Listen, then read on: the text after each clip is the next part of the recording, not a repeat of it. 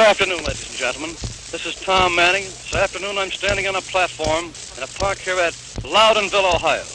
This beautiful Ashland County village welcomes home Mr. Charles Franklin Kettering for a civic celebration of his 70th birthday.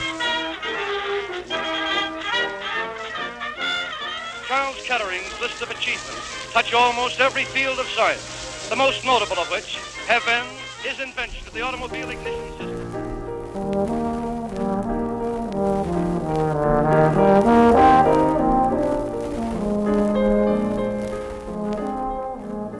On the heels of the Industrial Revolution, the early 20th century gave rise to a new breed of inventor.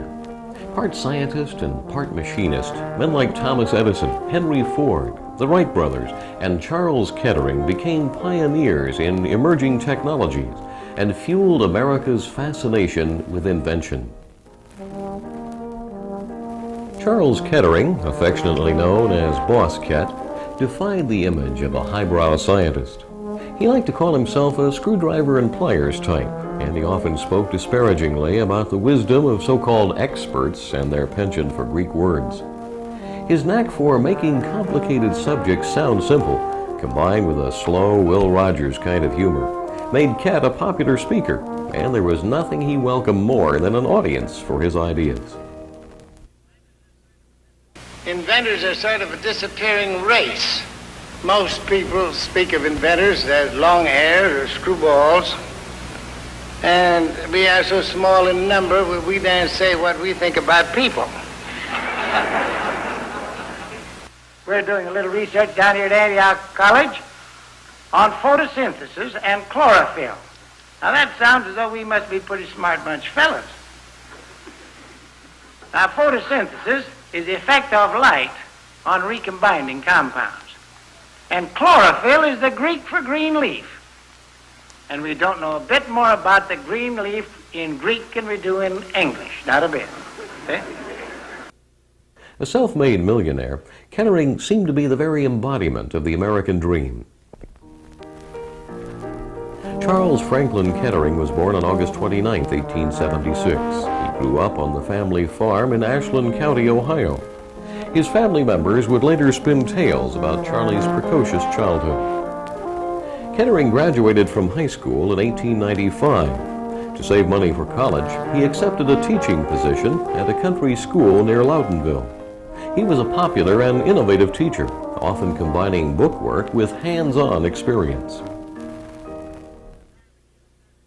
From the time a kid starts the kindergarten up until he graduates from college, he's examined 2 or 3 or 4 times a year, and if he flunks from once, he's out. And that's very bad. Now, the inventor fails 999 times, and if he succeeds in once, he's in. Now, we think you have to learn how to fail intelligently. That if Thomas A. Edison, the Wright brothers, and Henry Ford had taken IQ tests, they wouldn't have gotten in the bleachers. Now, why? Not because they were stupid, because IQ tests have nothing to do with the fellow that's being tested. And it's amazing what some of those people that you throw out do.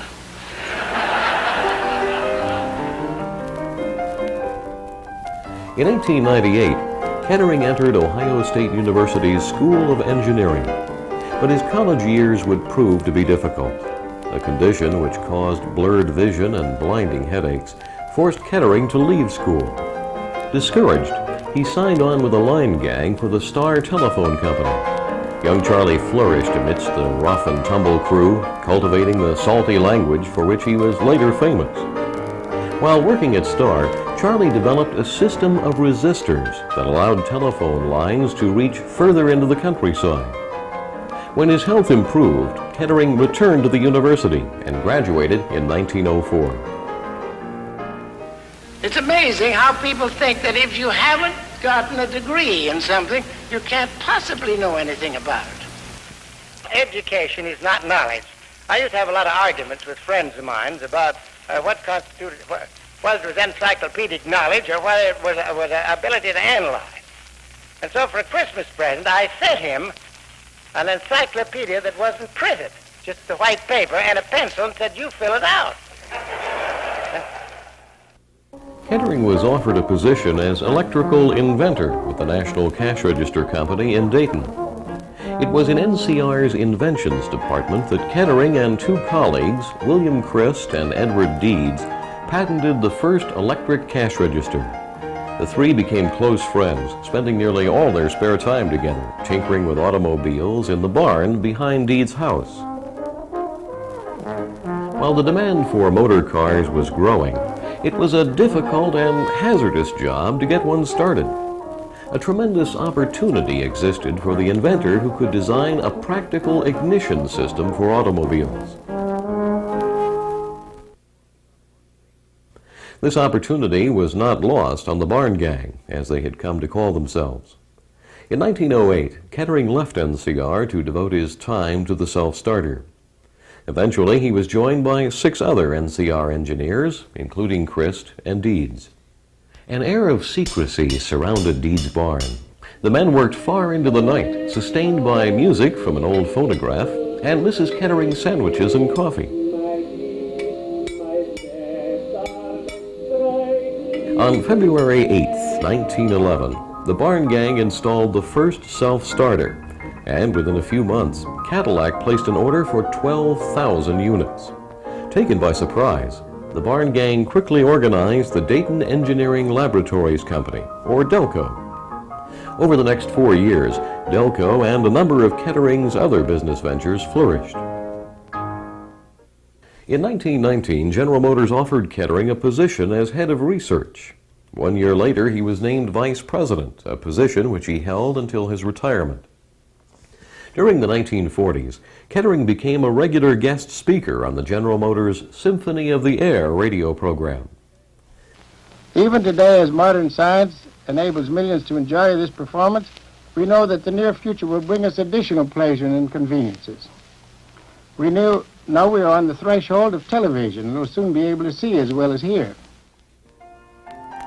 In his lifetime, Charles Kettering held hundreds of patents, second only in number to those of Thomas Edison. Automobiles, once produced only in black, became available in a wide range of colors due to a quick-drying lacquer developed by Kettering. Prior to rural electrification efforts in the 1920s, the DELCO light generator supplied electricity to thousands of family farms.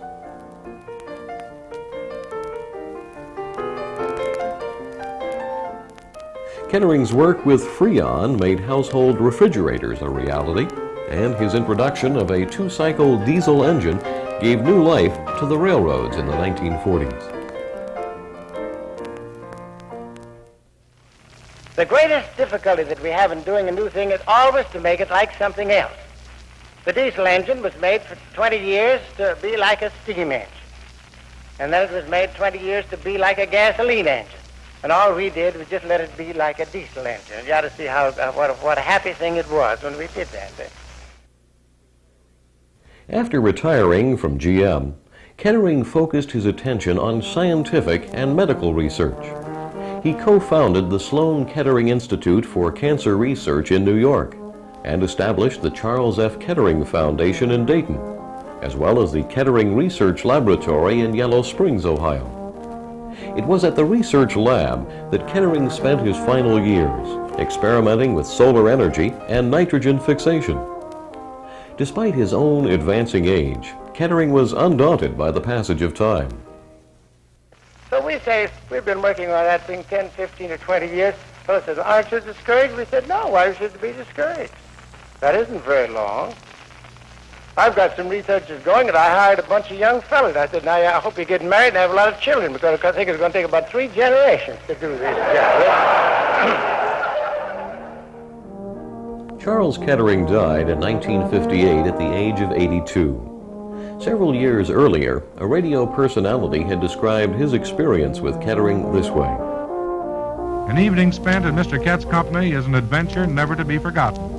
A trip into the future far more exciting than any ever concocted by Jules Verne or the late H.G. Wells. Mr. Kett lives in the future. He thinks in the future.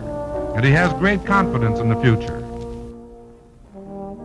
So let's don't live in this frightful idea that everything is going bad, because it isn't. And your mental attitude, and the mental attitude you teach, and the mental attitude that's grasped by your students, is the difference between it going bad and going into the most unbelievable, fantastic future that human mind can imagine. Thank you so much.